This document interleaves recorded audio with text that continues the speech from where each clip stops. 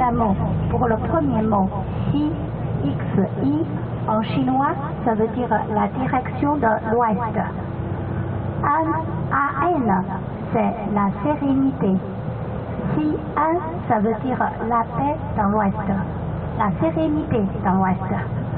Par ce nom, on peut savoir non seulement la géographie de la ville, puisque nous sommes dans le nord-ouest de la Chine, mais aussi le bel espoir et le caractère des habitants de notre région. On aspire toujours à la sérénité, à la tranquillité. La ville de Xi'an, c'est le chef-lieu de la province. Comme vous le savez très bien, en Chine, on compte 23 provinces, 5 régions autonomes, 4 municipalités relevant directement de l'autorité centrale. Parmi les 23 provinces, notre province, la province du Shaanxi, se trouve aussi dans le nord-ouest de la Chine et sur le cours moyen du fleuve Jaune. La province couvre une superficie de 205 800 km², soit 2,14% de la surface totale de la Chine. Dans la géographie, du nord au sud mesure 1000 km de long. De l'ouest en est, c'est à peu près 360 km de large. Et la province possède 37 millions d'habitants. Le territoire de la province est long et étroit. Quant à son relief, le nord et le sud sont hauts, le centre est bas. La province se divise ainsi en 3 régions caractéristiques. Ça, c'est les plateaux de Luce au nord, la plaine de Guanzhou au centre, la région montagneuse de Qinling et de Bashan au sud. La chaîne de Qinling est la plus importante dans toute la province. En s'étendant de l'ouest vers l'est, elle devient la ligne de séparation entre le sud et le nord de la Chine, et aussi la ligne de séparation entre le bassin du fleuve Jaune et le bassin du fleuve Bleu. La région montagneuse de Qinling et de Bashan, qui se trouve à 400 km d'ici, dans le sud, possède un climat subtropical où l'on produit principalement du riz, du thé, du maïs, du colza, des cocons de verre à soie, des noix, des marrons, des plantes médicinales. La production de la laque occupe la première place en Chine. Dans le nord, ça c'est ce qu'on appelle les plateaux de Luce, abondent en gisements de gaz naturel, de charbon et de pétrole.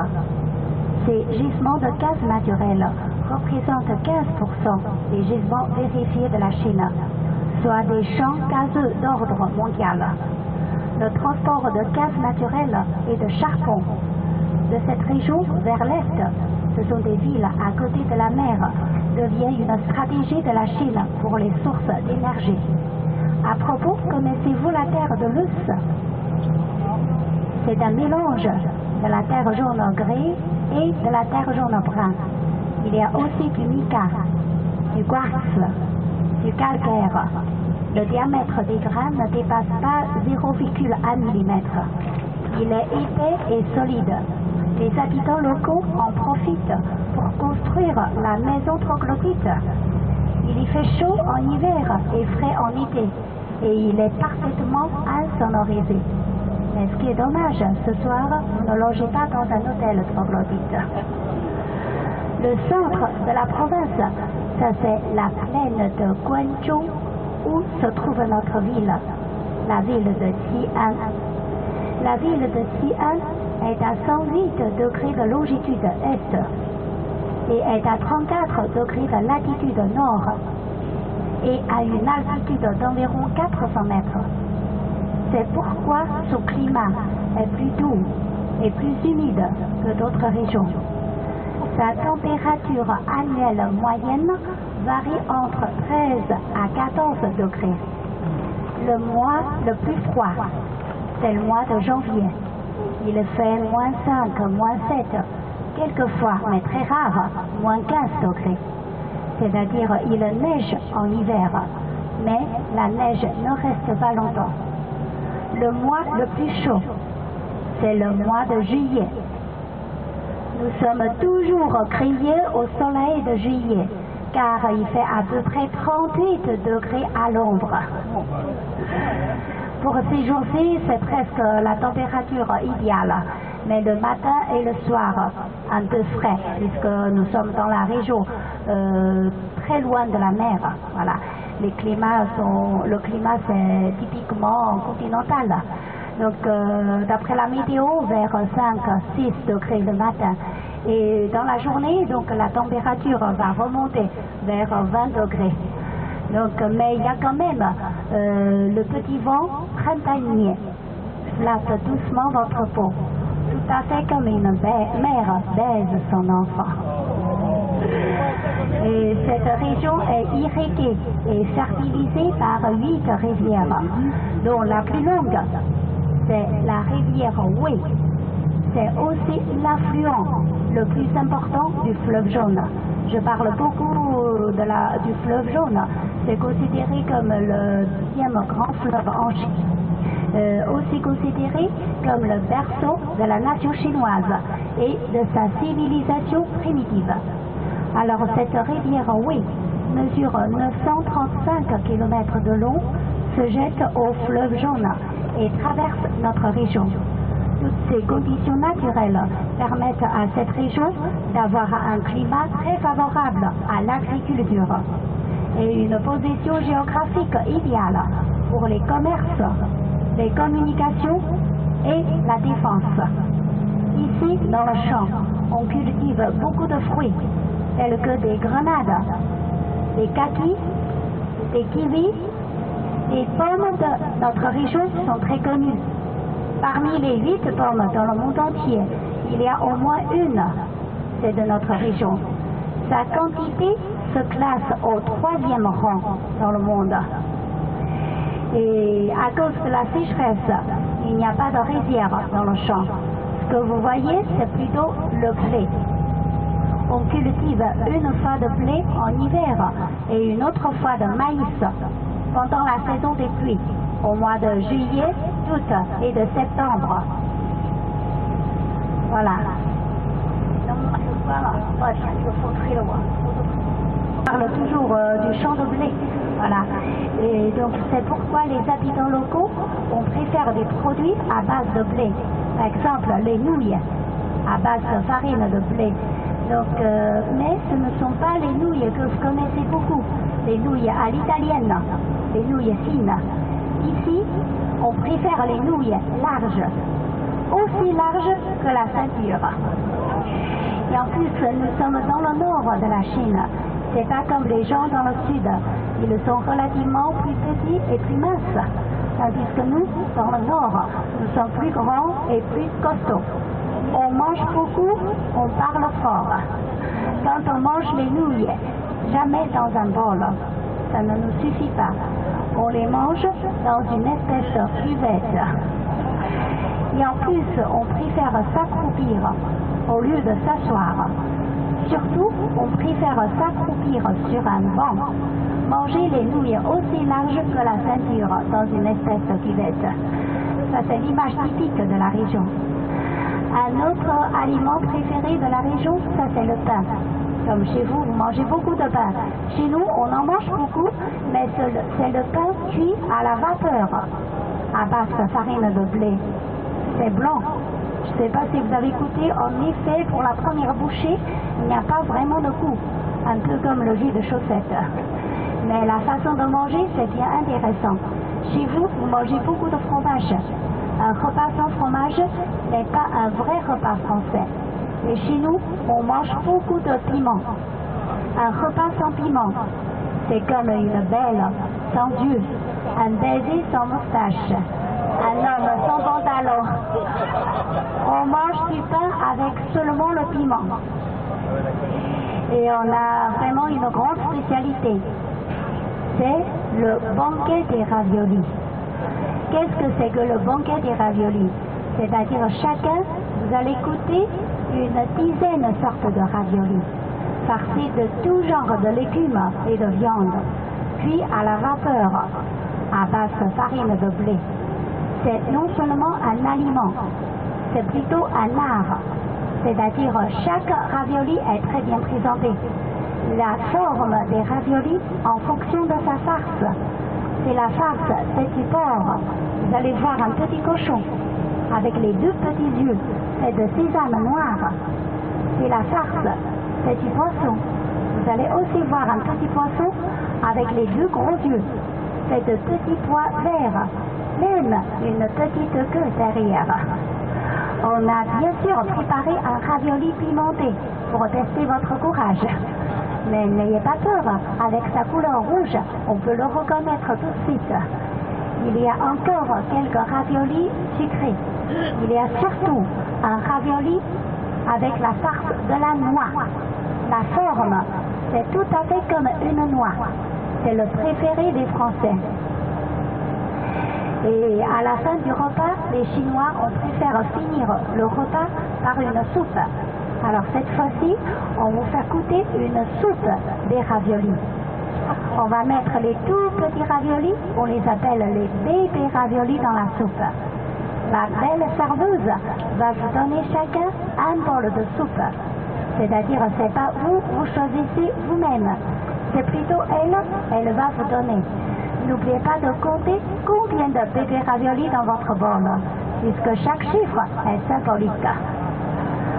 Pour préparer 100 raviolis, d'accord.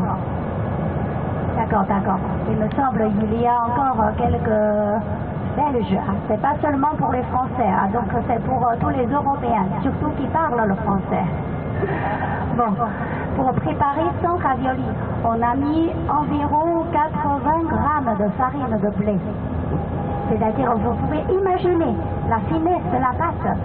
À travers la pâte, on peut même voir ce qu'il y a dedans comme la farce. C'est vraiment un art. Alors, vous allez le goûter pour ce soir. Et un philosophe renommé a dit dans l'Antiquité, ceux qui veulent apprendre des connaissances doivent aller en Chine. Et de nos jours, un penseur a indiqué, sans la visite à la ville de Xi'an, les étrangers ne peuvent pas déclarer qu'ils ont déjà visité la Chine. C'est pour ces raisons fondamentales que depuis le XIe siècle avant Jésus-Christ, jusqu'au IXe siècle après Jésus-Christ, les 13 dynasties ont déjà successivement établi leur capitale dans notre région. Et cela a duré 1068 ans. C'est pourquoi il existe partout des vestiges historiques et culturels. Si l'on se promène sur une rue, il est tout possible que c'est la rue sur laquelle les empereurs se sont promenés. Nous sommes en train de passer, ça c'est la rivière Wei, ce dont je vous ai beaucoup parlé tout à l'heure. Voilà. Si l'on creuse la terre dans notre région, il y a aussi la possibilité de trouver un guerrier ou un cheval en terre cuite. Bon, auparavant, notre ville était appelée Chang'an. Le premier mot Chang, ça veut dire l'éternité. An, c'est la sérénité. Chang'an, ça veut dire la paix éternelle. Chang'an avait atteint son apogée en tant que capitale de l'ancienne Chine. La splendeur de Chang'an est tout à fait comparable à Rome et à Byzance. Actuellement, c'est à Istanbul. D'après des documents historiques du temps de l'époque des Tang, pour le mot Tang, T-A-N-G, je pense que c'est pas inconnu pour vous. Maintenant, dans le monde entier, le quartier chinois est aussi appelé le quartier des Tang. Et on voit partout les Chinois d'outre-mer. Ce sont des Chinois qui ont vécu à l'étranger. Ils sont aussi appelés les descendants des Tang. Tout cela montre notre fierté pour cette grande dynastie qui existe entre 618 jusqu'en 907 après Jésus-Christ. À l'époque, on peut même dire, sans exagérer, le riz pour manger, le riz est plein à déporter. Le millet, c'est aussi une céréale, est blanc à briller, c'est-à-dire les greniers publics et privés abondent tous en grains. c'est-à-dire la dynastie est marquée par la stabilité politique et la prospérité économique. À l'époque, la capitale, ça c'est notre ville. La ville de Chang'an, à l'époque, couvre une superficie de 84,1 km² et compte déjà 2 millions d'habitants. Des milliers d'étrangers, ambassadeurs, moines, étudiants et commerçants. Ils vivaient à cette ville. Ils laissent tant de souvenirs derrière eux qu'on en parle encore aujourd'hui. À l'époque, le commerce était concentré sur les deux marchés. Ça, c'est le marché de l'Est, réservé aux habitants de la ville. Ils faisaient du commerce entre eux. Et le marché de l'Ouest, ça, c'est pour les habitants de la ville. Ils faisaient du commerce avec les étrangers. Mais d'où venaient-ils les étrangers? Peut-être de chez vous, de la Méditerranée, mais par la route de la soie. Il faut souligner que la ville de Chang'an était aussi le point de départ de cette célèbre route. C'est en 139 et en 119 avant Jésus-Christ, sous le règne du 5e empereur de la dynastie des Han, on a envoyé à 2 reprises le diplomate Zhang Qian pour frayer une nouvelle route et aussi pour avoir des relations amicales avec les pays occidentaux. Et cette route a été empruntée plus tard par les commerçants pour transporter la soie chinoise, d'où le nom la route de la soie. C'est par cette voie commerçante, les lacs de Chine et les soies ont été exportés vers les territoires de l'Ouest. Et en retour, les plantes, les musiques, les danses, surtout les bonnes races des chevaux, ont été introduits en Chine. La prospérité prolongée de la route de la soie nous a permis de devenir le centre le plus puissant des échanges internationaux en Asie. Avant l'ouverture de la route de la soie, en Chine antique, le canon de beauté pour les femmes, ça c'est toujours mince et blanche, à la taille de quête. Les femmes de couche supérieure ou bien moyenne, elles sortaient très peu de la maison. Elles restaient pratiquement à la maison pour ne pas être bronzées. Elles mangeaient peu. Elles manquaient d'exercice physique. Et en plus, l'alimentation n'était pas aussi abondante comme aujourd'hui. C'est pourquoi les femmes de l'époque étaient beaucoup plus minces que les femmes d'aujourd'hui. Il y avait une favorite très connue à l'époque qui s'appelle l'hirondelle. Elle était si légère et si mince qu'elle était capable de danser sur la paume de la main. Quelle élégance! Mais à partir de la dynastie des Tang, tout a changé. Grâce à la route de la soie, on a fait beaucoup d'échanges avec les étrangers. Les femmes de l'époque, elles avaient beaucoup plus de liberté d'action et une couche sociale relativement haute. Elles pouvaient entrer dans des lieux publics. Elles pouvaient monter à cheval pour jouer au match de polo. Le match de polo se fait aussi à l'époque par la route de la soie. On l'a introduit de la Perse. Aujourd'hui, c'est de l'Iran. C'est déjà devenu un sport préféré des aristocrates de l'époque. Même à l'époque, il leur était même permis de divorcer. Voilà. Ça, c'est vraiment une grande liberté. Puisque avant, même après cette période, donc les femmes, elles n'ont jamais le droit de demander le divorce. C'est toujours les hommes qui décident. Même pour plus de commodité, on a fabriqué les 7 péchés, les 7 fautes données aux femmes. C'est-à-dire, si les femmes, elles commettent une des 7 fautes, donc leur mari, ils ont le droit de demander le divorce. Et pour les 7 péchés, c'est incroyable. Le premier, voilà, ça c'est non filial. Qu'est-ce que ça veut dire non filial? C'est-à-dire, si cette femme, elle n'est pas fidèle aux beaux-parents, elle n'est pas fidèle aux parents de son mari, il a le droit de demander le divorce. Deuxième faute, ça fait pas d'enfant. Si cette femme, elle ne peut pas avoir un enfant, surtout un garçon, alors son mari, il a le droit de l'abandonner. Troisième faute, ça c'est compréhensible, c'est la fornication. Si cette femme, elle garde un lien étroit avec un autre homme, son mari, il a le droit de l'abandonner. Mais la quatrième faute, ça c'est injuste. Ça c'est la jalousie. Qu'est-ce que ça veut dire la jalousie? Si cette femme, elle est jalouse, elle n'est pas d'accord de l'existence des concubines de son mari.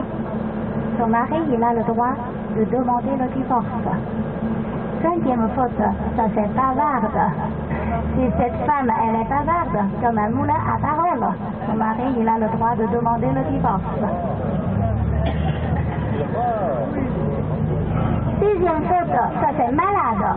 Si cette femme, elle est malade, son mari, il a le droit de l'abandonner. Septième faute, c'est le vol. Qu'est-ce que ça veut dire le vol? À l'époque, les femmes, elles ne travaillent pas. Donc il n'y a que les hommes qui travaillent. Donc il n'y a que les hommes qui gagnent des sous. Si sa femme, elle garde les sous de son mari en cachette, ça s'appelle le vol. Son mari, il a le droit de l'abandonner. Ça, c'est les fameuses 7 fautes données aux femmes. Donc vraiment injuste. Heureusement, à l'époque des Tang, les femmes, elles ont le droit de demander le divorce. Ça, c'est vraiment une grande liberté. C'est pour cette raison, elles devaient être au naturel et en bonne santé. Il existe 4 adjectifs pour qualifier le corps des femmes. Ça c'est maigre, mince, bien en chair et enveloppée. Les femmes de l'époque des Tang étaient toutes bien en chair, mais pas du tout obèses. Quand on parle de belles femmes, il ne faut pas oublier une femme considérée comme la plus belle en Chine antique. Elle était tellement belle que les oiseaux tombent du ciel. Les poissons se cachent au fond des eaux de la honte. Sa beauté épanouit l'éclosion des fleurs. Enfin, elle fait se cacher la lune. Ça, c'est la fameuse favorite Yang. Elle était au début l'épouse d'un prince, mais après la disparition de l'impératrice du 7e empereur, cet empereur, il était constamment mélancolique. Un eunuque lui a proposé cette femme. À la première vue de cette femme, l'empereur, il a eu un coup de foudre. Il lui a ordonné de se faire bonzesse dans un temple pour l'apprendre plus tard comme la favorite. Tu lui as rasé la tête? Pardon? Tu lui as rasé la tête? Non. Elle garde les cheveux. Elle n'est pas une vraie bonzesse. Bon. Une fois, donc, elle est entrée dans la cour impériale. L'empereur, il ne regardait plus les autres femmes. Les frères et sœurs de cette femme étaient tous devenus des nobles. Si bien que les parents d'alors aspiraient à avoir une fille tout à fait comme la favorite Yang pour changer leur destin. Comme décrit dans le poème, à l'époque, si on met au monde une fille, c'est chouette. Je suppose la gourmandise, c'est vraiment une des meilleures vertus féminines dans le monde entier. C'est d'accord, toutes les femmes dans le bus, on est gourmande et gourmet. Alors cette femme ne faisait pas d'exception. Elle avait 2 préférés. Le premier, c'est un fruit, c'est le litchi. Mais comme vous le savez très bien, le litchi, c'est le fruit dans le sud. À l'époque, notre ville, c'était la capitale. C'est dans le nord-ouest de la Chine. On n'a pas encore inventé la serre. Il n'y a pas de litchi. Pour favoriser cette femme, l'empereur, il a demandé aux cavaliers de transporter du sud des litchis pour elle. Mais à l'époque, on n'a pas encore inventé le fricot. Pour garder la fraîcheur de litchi, beaucoup de chevaux sont morts à mi-chemin à force de travail pour gagner du temps.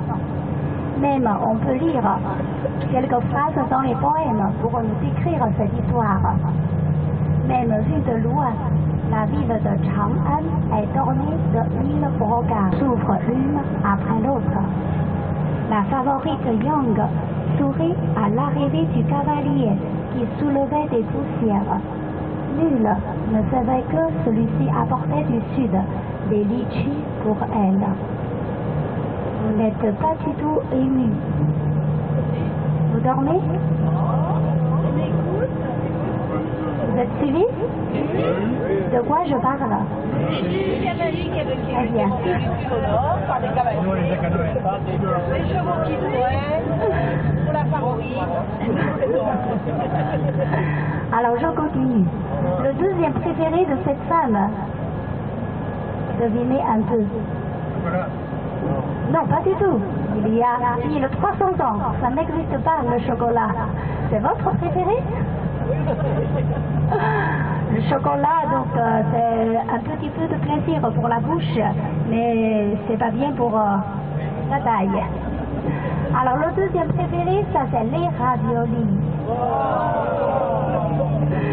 Pour satisfaire à la gourmandise et éviter d'avoir une ligne obèse, c'est plutôt elle qui a inventé les raviolis cuits à la vapeur.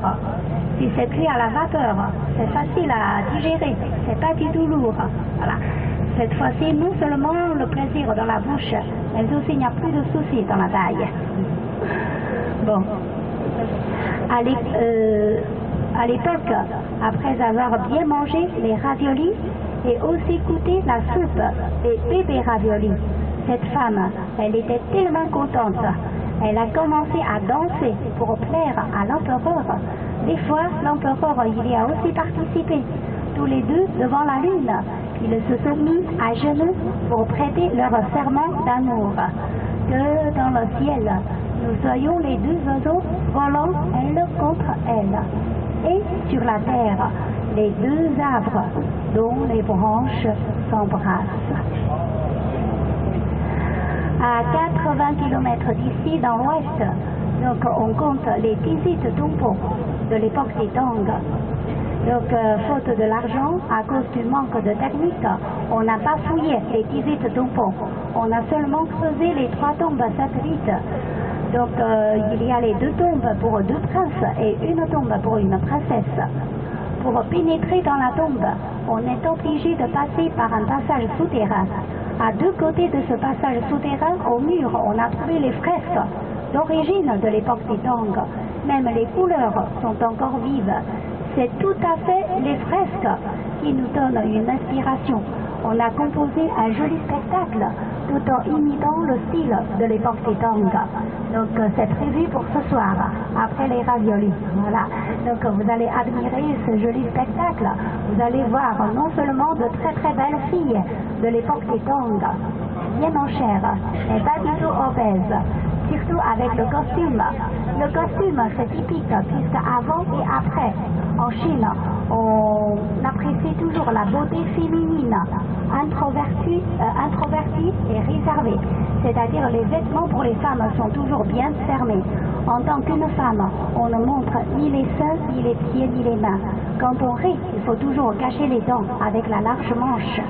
Mais pendant la période des Tang, grâce à la route de la soie, on a déjà les vêtements un peu décolletés et transparents pour les femmes. Et les femmes de l'époque étaient vraiment coquettes. Elles préfèrent faire les chignons. C'est-à-dire les chignons différents stipulent leur âge, même leur statut varié. Donc ce soir, vous allez bien remarquer. Donc il y a les 2 chignons sur la tête. Ça veut dire c'est d'une jeune fille. S'il y a un chignon en forme d'orsade, c'est-à-dire c'est une femme mariée. S'il y a un chignon très haut, c'est une femme âgée. Pour tenir ce chignon très haut, on recourt non seulement à la garniture, mais aussi à la perruque. À l'époque, ça c'est très à la mode, j'utilise la perruque. Pour tenir cette perruque lourde, les femmes riches, elles utilisent le fil en or, en argent, même les moustaches des baleines. Pour les femmes moins riches, elles utilisent quand même le fil en fer et les crânes des chevaux. J'espère que vous allez vous régaler. Hein. Bon, mais ce qui est dommage par la suite, Chang'an allait au déclin. Le centre économique, politique et culturel était transféré dans la partie est. C'était d'abord Kaifeng et ensuite c'est Nankin, Hangzhou et Pékin. Vers le XIVe siècle, Chang'an a pris le nouveau nom. C'est le nom actuel, Xi'an, la paix dans l'Ouest. En 1940, Xi'an était une ville superficie de 13 km² et compte au maximum 4 millions d'habitants. Depuis la fondation de la Chine nouvelle en 1949, comme vous le savez très bien, c'est le 1er octobre 1949, notre ancien président Mao qui a déclaré la fondation de la République populaire de Chine sur la place Tiananmen. C'est à ce moment-là notre ville a pris le nouvel essor dans l'édification socialiste. À l'heure actuelle, avec ses 9 arrondissements et 4 districts, toute la grande ville couvre une superficie de 10 108 km² et compte 8 070 000 habitants. C'est seulement la 11e place en Chine. Donc on est fort en industrie fruitière, comme je vous ai déjà expliqué, et on fabrique aussi dans la région la voiture. Pendant votre séjour, si vous voyez dans la rue, il y a souvent le taxi avec le logo ovale derrière. Il y a les 3 lettres en anglais, B, Y, D, ça veut dire Build Your Dream, construire votre rêve. Ça c'est fabriqué chez nous. Et depuis la miraculeuse découverte de l'armée antarctique dans les années 70, Xi'an est devenu un haut lieu touristique en Chine. Dans le domaine d'éducation, Xi'an occupe la 4e place en Chine, juste après Beijing, Shanghai et Wuhan. Connaissez-vous la ville de Wuhan? À côté du Yangtze, il y a non seulement l'ambassade de France, il y a aussi la fameuse entreprise Citroën. Et dans le domaine d'éducation non étatique, qu'est-ce que ça veut dire non étatique? Pas tout à fait, c'est-à-dire c'est pas reconnu par le gouvernement chinois. Donc notre ville occupe la 1e place en Chine. Depuis la pratique de la réforme et de l'ouverture vers l'extérieur dans les années 80 par Deng Xiaoping, vous le connaissez quand même. C'est lui qui nous a pratiqué l'économie du marché. C'est lui qui a aussi dit peu important un chat noir ou bien un chat blanc, s'il veut rattraper la souris, c'est un bon chat. Voilà. C'est à ce moment-là la première université non étatique est née à Xi'an. Il y a maintenant 5 universités de ce type qui ont chacune plus de 10 000 étudiants. Et en plus, on compte 41 écoles supérieures, 540 écoles secondaires et 1200 écoles primaires. C'est-à-dire, vous allez découvrir plus tard, nous sommes tous bien instruits, très gentils, accueillants et souriants avec les étrangers. Merci de votre attention. 4 religions importantes. Le bouddhisme, le taoïsme, le confucianisme. Non, le bouddhisme, le taoïsme, l'islam et le christianisme. Dans le confucianisme, c'est aussi une composante très importante en Chine, mais il n'y a pas de dimension métaphysique. Il ne peut pas être considéré comme une véritable religion. C'est plutôt une philosophie. Donc dans le bouddhisme, on compte en Chine 100 millions de bouddhistes, quelques dizaines de millions de taoïstes, 18 millions de musulmans, 5 millions de catholiques et 4 millions de protestants. C'est-à-dire la plupart des Chinois sont athées. La fondation du bouddhisme, c'est un peu comme la fondation dans le christianisme. Il y a toujours une belle histoire. On nous a raconté il y a 2500 ans, dans le rêve d'une reine indienne, un éléphant pose une fleur de lotus sur son ventre. Elle en devient enceinte. 10 mois plus tard, elle met au monde un garçon. Une fois ses 2 pieds par terre, ce garçon fait ses 7 premiers pas. À chaque pas, une fleur de lotus fait son apparition. Un doigt vers le ciel, un autre vers le bas. Ce garçon crie fortement. Sous le ciel et sur la terre, je serai le suprême. Les 9 dragons multicolores apparaissent dans le ciel. Il crache de l'eau pour laver ses enfants. Après le mariage, le prince passe une vie heureuse. Lors de ses promenades, il rencontre un vieillard, un malade, un mendiant. Il voit aussi un enterrement. Il décide de délivrer les gens du vieillissement, de la pauvreté, de la maladie et de la mort. À l'âge de 29 ans, dans une nuit profonde, il quitte son palais en compagnie de ses 2 palefreniers. Il coupe même ses cheveux pour affermir sa résolution.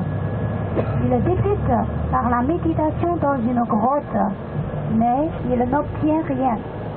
Il pratique l'ascétisme jusqu'à l'évanouissement. Les 2 pouvières lui offrent de la nourriture laitière pour l'empêcher de devenir le Bouddha. Donc le diable envoie ses 3 filles pour le séduire. Mais il reste impassible devant la nudité. Le diable conduit tous ses subordonnés pour l'attaquer, mais ils sont emportés par l'inondation provoquée par un bodhisattva.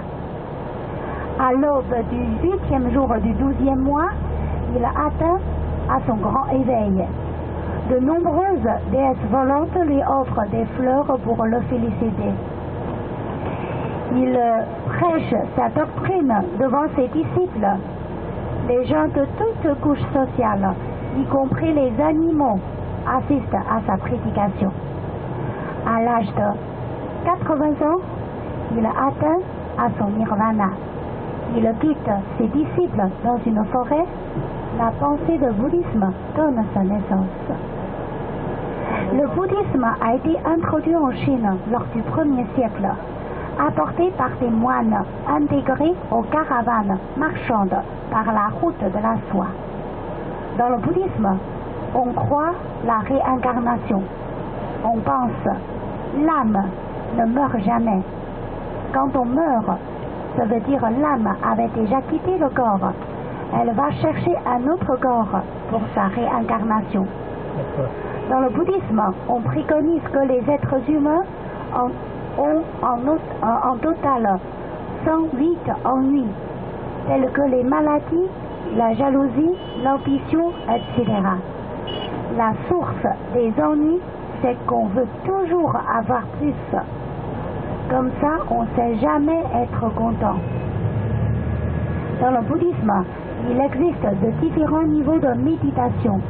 Du haut en bas, ça c'est le Bouddha, le Bodhisattva et l'Ara. Le Bouddha, c'est l'état à l'éveiller. Le Bodhisattva, c'est promis à l'éveiller. L'Ara, c'est le disciple de Bouddha. Le bouddhisme, c'est une vision du monde, comme nous allons l'examiner par les 4 étapes de vérité. La première vérité, c'est le constat sur l'état des choses. Elle observe la souffrance de l'être au monde, vouée à la vieillesse, à la maladie, à la mort, ou encore plus profondément, vouée à l'incertitude spirituelle. Car si la vie peut nous offrir des joies, elles sont de toute manière limitées dans le temps, soumises à l'impermanence. Deuxième vérité, c'est le jeu des phénomènes, ou encore plus profondément, c'est l'origine de la douleur. Elle vise à démonter les mécanismes de la souffrance dans une description des perceptions par l'esprit. Des phénomènes qui lui sont à l'extérieur ou dans la structure de cette perception. La troisième vérité expose les conditions de cessation de la douleur. Elle consiste en la maîtrise de soi, de l'impulsion ou dans l'application de toute passion. La quatrième vérité enseigne la voie à suivre pour parvenir à l'extinction de la douleur. Elle se présente par quelques conseils. Le Bouddha préconise de ne plus pratiquer les 3 péchés dans le corps, qui sont la fornication, le vol, le meurtre, et d'éviter les 3 péchés dans la mentalité, qui sont la convoitise, l'hérésie et la malice. Par ces 4 étapes de vérité, on arrive enfin au nirvana. C'est la dernière étape de la contemplation, caractérisée par l'absence de la douleur et la possession de la vérité. Vous avez l'air très fatigué. Une diffuse, charmante, intelligente, surtout belle. Elle fait de la couture tous les jours à côté de la rivière. Et pour gagner un peu de sous. Mais un jour, par inattention, elle a fait tomber son dé dans la rivière. Sans le dé, elle ne peut plus travailler, elle ne peut plus gagner des sous. Elle était tellement triste, elle a commencé à pleurer. Pleurer, jusqu'à la déesse dans le ciel. Elle a entendu, elle est descendue. Elle a bien remarqué, c'est une fille chinoise, tellement triste, qui est en train de pleurer. Alors cette déesse lui a demandé, « Qu'est-ce qui est arrivé, ma pauvre fille? Pourquoi tu pleures comme ça ?»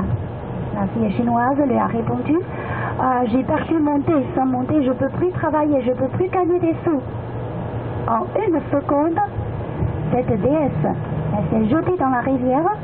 Elle a trouvé un dé en diamant pour lui demander si c'est son dé. La fille chinoise lui a répondu, « Ah non, non, non, c'est pas mon dé. » Pour la seconde fois, elle s'est jetée dans la rivière. Elle a trouvé un dé en or pour lui demander si c'est son dé.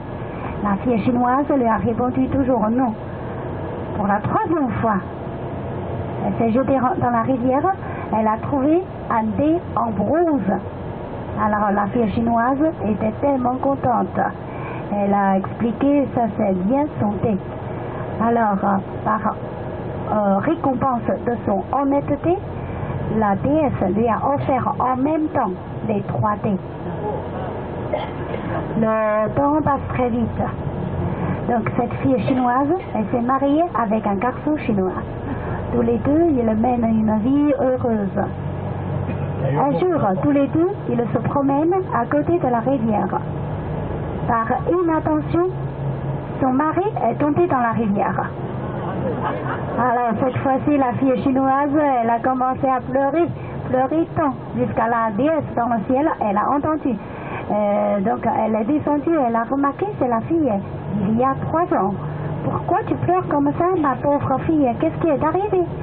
La fille chinoise lui a répondu, « Ah, j'ai perdu mon mari, il est tombé dans la rivière. » En une seconde, cette déesse, elle s'est jetée dans la rivière, elle a trouvé Alain Delon. On lui demandait si c'est son mari. La fille chinoise lui a répondu, « Ah oui, oui, oui, c'est mon mari. » Alors cette fois-ci, la déesse, elle se met tout de suite en colère. Elle a crié, « Ah, tu as totalement changé. Tu deviens une grande menteuse. » Alors la fille chinoise lui a expliqué, « Je sais très bien, Alain Delon, c'est pas mon mari. Mais c'est sûr, vous allez vous jeter encore une fois dans la rivière. Cette fois-ci, peut-être, vous allez trouver quelques Sarkozy pour moi. Si je refuse toujours, vous allez vous jeter encore une fois dans la rivière. Finalement, vous allez trouver mon mari. Mais c'est sûr, vous allez offrir les 3 hommes comme mon mari. Comment je dois choisir? »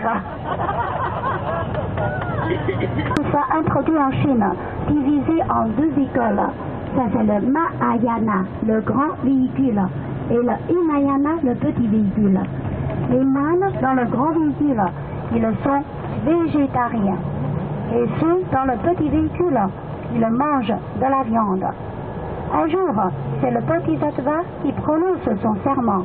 Les moines dans le petit véhicule, ils ne trouvent pas de viande pour faire leur cuisine. En ce moment-là, le petit moine, il a beaucoup de soucis. Sa tête tournée vers le ciel. Il prononce « Oh, le Bodhisattva miséricordieux ne pourra jamais oublier ce jour-là. » À ces mots-là, une rangée d'oies sauvages passe par là. Et brusquement, la première est tombée par terre. Alors tous les moines dans le petit véhicule, ils sont vraiment très étonnés. Ils pensent c'est peut-être le bodhisattva qui leur fait l'aumône et se laisse manger par eux. À partir de ce jour-là, les moines dans le petit véhicule, ils ne mangent plus de viande. Ils se convertissent au grand véhicule. Ils ont construit une pagode où la première oie sauvage tombe. On l'appelle celle-ci, c'est la pagode de l'oie sauvage. Voilà. On va tout de suite visiter cette pagode. Elle ne ressemble pas du tout à une oie sauvage. Et ça n'a rien à voir avec une oie sauvage, mais on l'appelle celle-ci, c'est la pagode de l'oie sauvage. Mais qu'est-ce que ça veut dire la pagode? Le mot, la pagode, ça vient du mot en sanskrit, c'est le stupa.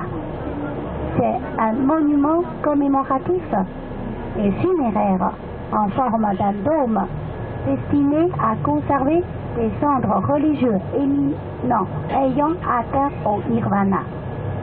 D'habitude, le nombre des étages pour une pagode, c'est toujours un chiffre impair. Ça va? Oui. Vous n'avez pas dormi? Bon.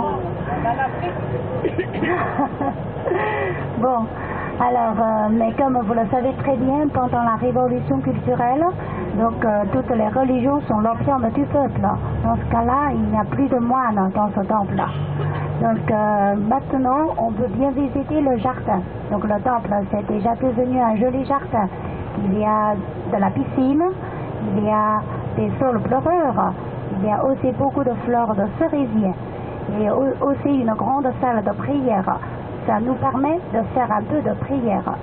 Mais peut-être dans des autres temples que vous avez déjà visités, vous allez remarquer, il y a beaucoup de Chinois, ils sont en train de prier.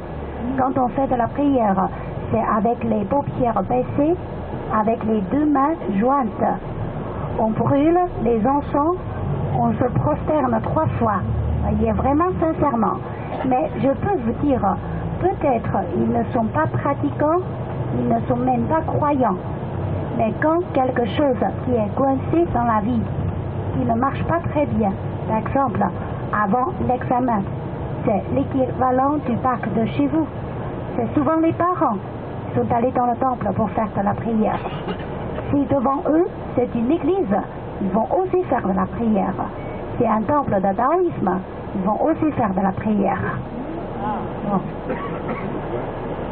Alors, comme il n'y a plus de moines, donc avec cette belle ambiance, ça fait attirer beaucoup d'artistes chinois. Donc, vous allez aussi voir une démonstration de la calligraphie chinoise. Qu'est-ce que c'est que la calligraphie chinoise? Le pinceau. Oui, c'est avec les 4 outils nécessaires. Quels sont les 4 outils? Le parchemin, l'eau et le pinceau. On ne dit jamais les 4 outils, puisque la calligraphie pour nous, c'est plutôt un art. Alors, on ne dit jamais les 4 outils, on dit les 4 trésors du cabinet des lettrés. Alors, le premier trésor, c'est le pinceau. Un bon pinceau doit avoir des poils résistants, ni trop durs, pas trop souples. Les meilleurs poils sont que de belette, de lièvre ou bien de chèvre. Et le manche, c'est en bambou. Deuxième trésor, c'est l'encre de Chine.